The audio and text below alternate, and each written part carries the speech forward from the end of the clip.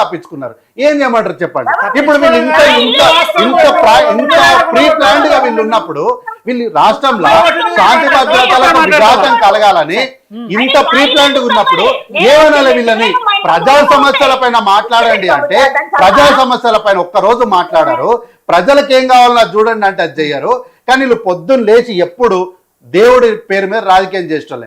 Madam, దేవుడి పేరు మీద రాజకీయం చేసిన వీళ్ళు ఎల్కే అద్వానీ ఎక్కడో ప్రధానమంత్రి కావాలి, రాష్ట్రపతి కావాలి. దేవుడి పేరు మీద రాజకీయం చేయడం వల్లనే ఓ మూలకు చేతులు ఇచ్చుకుంటూ కూర్చునే పరిస్థితికి వచ్చింది. దయచేసి వీళ్ళు దేవుడి పేరు మీద రాజకీయం చేయడం బంద్ చేసి రాజకీయాలు అనేటువంటి ప్రజాస్వామ్యయుతంగా ప్రజల కోసం చేయమని అప్పుడే వీళ్ళు బాగుపడతారు.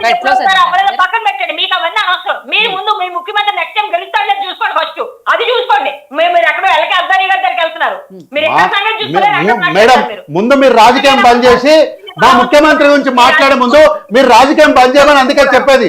మీరు పక్క రాజకీయమే చేస్తున్నారు. అక్కడ మీరు భక్తురాలుగా మాట్లాడలేరు, మీరు రాజకీయ నాయకురాలుగానే మాట్లాడుతున్నారు. మీరు గుడి గురించి అయితే గుడి గురించే మాట్లాడాలి కానీ ముఖ్యమంత్రి గురించి, రాజకీయం గురించి, పార్టీల గురించి మీరు మాట్లాడేవారు కాదు. మీ డిమాండ్ ఏంది? మాకు గుడి కావాలని మీ డిమాండ్.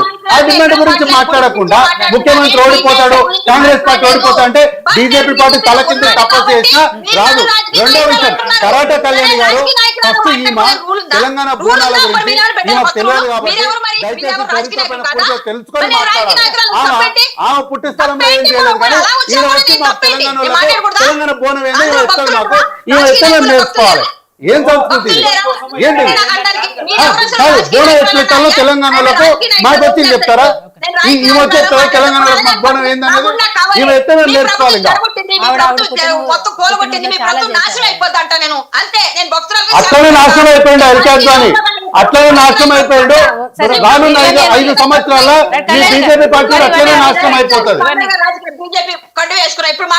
ఇది ఇప్పుడు బయటకు వచ్చారు, ఇప్పటి వరకు దాచిపెట్టుకున్నారు, ఇప్పుడు ముచ్చుకోగలిగింది. ఇది కాంగ్రెస్ పార్టీ క్రెడిట్. ఇది Congress party credit. Karate Kalyani గారు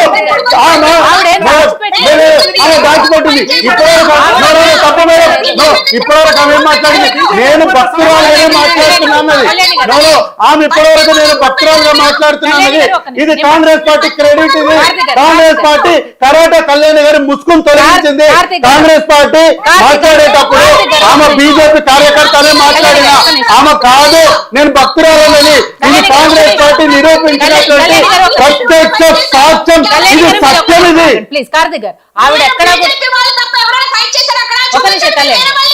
ఎక్కడా కూడా బీజేపీ అనేది దాచిపెట్టలేదు. ఆవిడ క్లియర్ గా చెప్పారు, నేను బీజేపీ నాయకురాలనే, బీజేపీ ధార్మిక శైలికి నేను ఉన్నాను, కానీ నేను ఇక్కడ కొట్లాడుతున్నది మాత్రం హిందుత్వం చెప్పారు. మీ మాట 100% కరెక్ట్. ఆమె నేను బీజేపీ ధార్మిక శైలిగా కాదు భక్తురాలుగా మాట్లాడుతున్నానది. గంటన్నర సేపు మాట్లాడేసరికి కాంగ్రెస్ పార్టీగా నేను నిరూపించిన ఆమె భక్తురాలుగా మాట్లాడట్లేదు, ఆమె బీజేపీ పార్టీ ప్రతినిధిగానే మాట్లాడుతుంది. ఆమె బీజేపీ ప్రతినిధి. మనం ఏ స్టాండ్ తీసుకుంటామో ఆ స్టాండ్ మీద ఉండాలి. ఆ స్టాండ్ మీద లేదు. వాళ్ళ ముసుగు నేను తొలగించిన ఇది కాంగ్రెస్ పార్టీ యోయో వేదికగా నిరూపించినటువంటి నగ్న సత్యం. ఇది కరాటే కళ్యాణి గారు రాజకీయంలో చేస్తున్నారు. ఆంధ్రప్రదేశ్ లో ముఖం చెల్లనటువంటి వీళ్ళు తెలంగాణ రాష్ట్రంలో వచ్చి హిందూ దేవుళ్ళ మీద బోనం అనే పేరు మీద బీజేపీ రాజకీయం చేస్తుంది. ఇది నేను ఆమెను ముసుగు తొలగించిన ఇది కాంగ్రెస్ పార్టీ యోయో వేదికగా నగ్న సత్యాన్ని నిరూపించిన ఆమె రాజకీయం చేస్తుంది. మేడం కాదు మేడం, ఆమె బీజేపీ నాయకులను అందరికీ తెలుసు. ఒక్క నిమిషం, ఆవిడ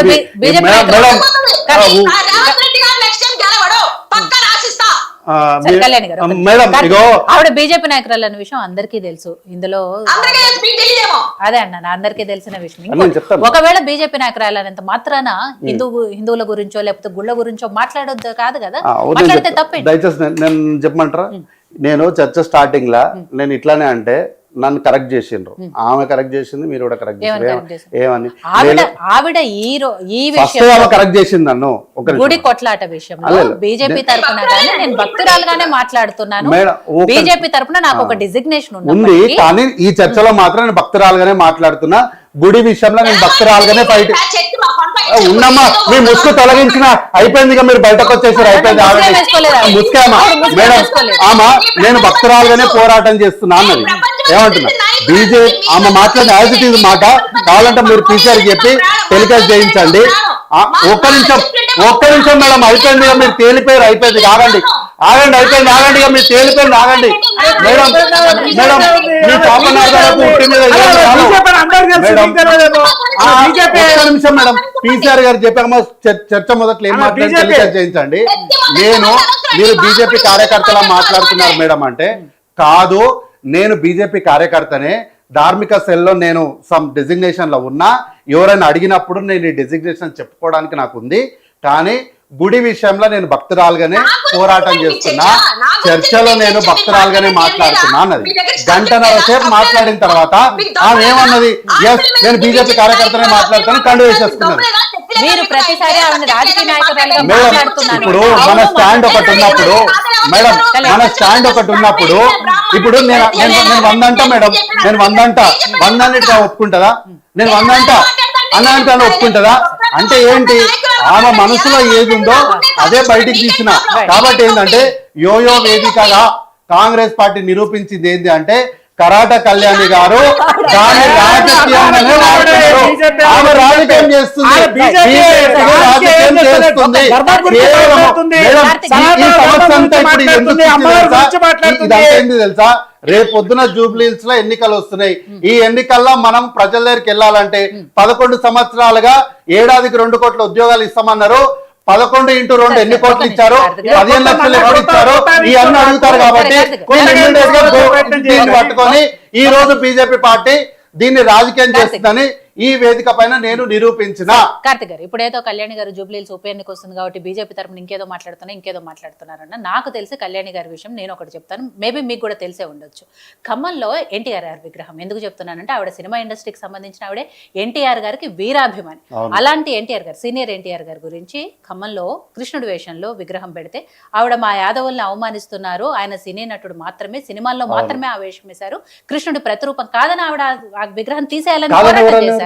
మరి అప్పుడు ఏ ఎలక్షన్లు లేవే, అప్పుడు ఏ బీజేపీ కాదని ఏమనలే. నేను ఏమంటున్నా, కరాట కళ్యాణి గారు భక్తురాలుగా కాకుండా బీజేపీ నాయకురాలుగా పొలిటికల్ స్పేస్ కోసం మాత్రమే ఈ కార్యక్రమాలన్నీ చేస్తున్నారు. ఇది నేను ఇక్కడ నిరూపించేసిన. అయిపోయింది, నేనేం చెప్పట్లే, తానే బీజేపీ కండువా తీసుకుని ఇక్కడ బీజేపీ ప్రతినిధి కూర్చున్నారు కదా, మరి ప్రతినిధి గారికి మాట్లాడతారు కదా. నాకు తెలిసినంత వరకు వారికన్నా మా గాంధీకి ఎక్కువ పరిజ్ఞానం ఉంది దానిపైన.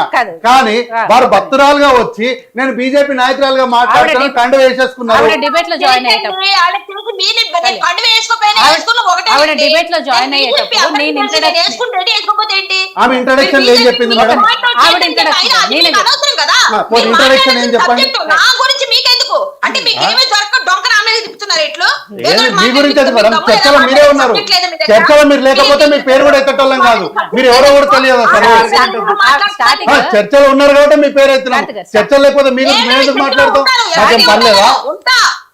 ఆవిడ డిబేట్ లో జాయిన్ అయినప్పుడు స్టార్టింగ్ లో ఆవిడ ఇంట్రడ్యూస్ చేసేటప్పుడు సబ్జెక్ట్ మేడం మిమ్మల్ని నిరూపించిన అయిపోయింది కదా, మీరు తేలిపోయారు. నాయకులుగా రాజకీయం అయిపోయింది మేడం, ఇంకా మీరు తేలిపోయారు. నేను డిబేట్ లో ఆవిడ స్టార్టింగ్ ఇంట్రడ్యూస్ చేసేటప్పుడే నేను డైరెక్ట్ గా చెప్పింది ఏంటి, హిందుత్వవాది, బీజేపీ ధార్మిక సెల్ జాయింట్ సెక్రటరీ అని చెప్పిన కాదని బీజేపీ ఇవాళ చెప్పారు కదా. దానికి ఆమె క్లారిఫికేషన్ ఏమి ఇచ్చింది అంటే, మాట్లాడేటప్పుడు నేను మీరు బీజేపీ జాయింట్ సెక్రటరీ అన్నందుకు నేను ఆమె రాజకీయ నాయకురాలు కార్యకర్తగా మాట్లాడుతుంది, భక్తురాలుగా మాట్లాడుతుంది అనుకున్నా. కానీ ఆమె బీజేపీ కార్యకర్తగానే మాట్లాడింది అంటే ఆ వెంటనే ఏమన్నది, లేదు నాకు అన్ని ఉన్నా నేను భక్తురాలుగానే మాట్లాడుతున్నా అన్నది. గంటన్నర తర్వాత ఆమె మెడలో కండి వేస్తుంది. మీరు దాచుకున్నది ముసుగు తొలగిపోయింది అంటే నేను చెప్తాను. అవును మేడం, అదే కదా ఆమె తేలిపోయింది. ఇంకా బీజేపీ కార్యకర్తగా రాజకీయం చేస్తుంది, ఆమె భక్తురాలుగా చేయట్లేదు. కేవలం రాజకీయ పొలిటికల్ స్పేస్ కోసం మాత్రమే ఈ వ్యవహారం అంతా నడిపిస్తుంది ఆమె. వినండి, ఒక మాట చెప్తున్నప్పుడు వినండి. మీరు ఏమన్నా నన్ను అనుకున్నారు ప్రయోజనం వినండి. ఏం లేదు, మొత్తం మీరే చెప్పారు.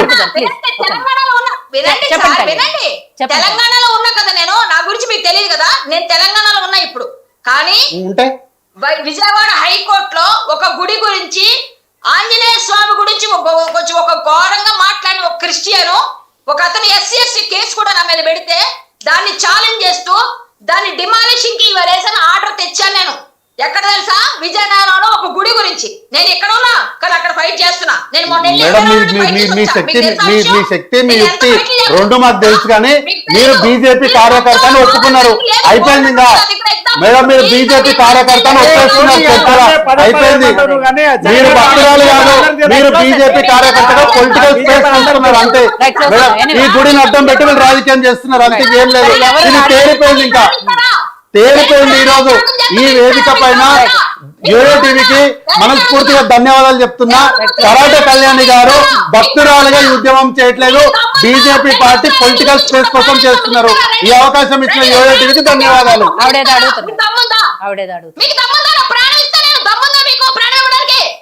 నేనెందుకు ఇస్తా మేడం? మీకోసం నా ప్రాణం ఎందుకు ఇస్తా?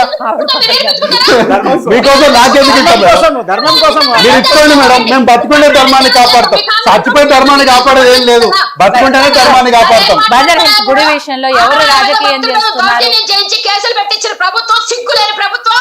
మేడం మర్యాదగా మాట్లాడండి, మర్యాదగా మాట్లాడండి మేడం, మర్యాదగా మాట్లాడండి.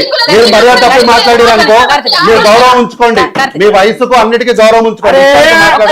మాట్లాడద్దు, మాట్లాడతారా?